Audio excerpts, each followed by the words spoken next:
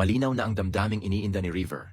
Ayaw niyang mapunta si Cyriel sa posisyong malapit ng maligwak sa bahay ni Kuya. Hindi lang ito dahil sa kompetisyon, kundi dahil sa personal niyang malasakit sa kapwa housemate. I don't want Cyriel to be in this position na close to leaving.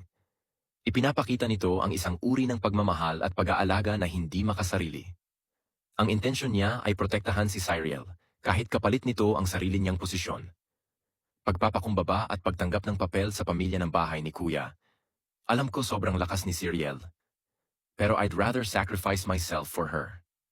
Dito naramdaman ang kanyang kababaang loob at willingness to take the fall para sa isang taong tinitingala niya at mahalaga sa kanya. She's like the little sister na I never had. Ako rin yung tinuturing niyang kuya dito sa bahay. Isa itong napaka-personal na pahayag.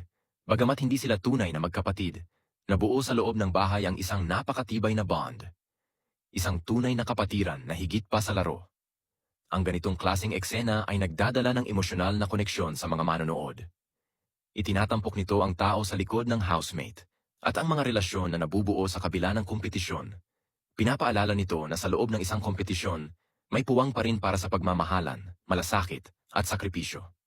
Hindi lamang ito simpleng tactical move, kundi isang makataong desisyon. Si River ay hindi naglaro para lang manalo.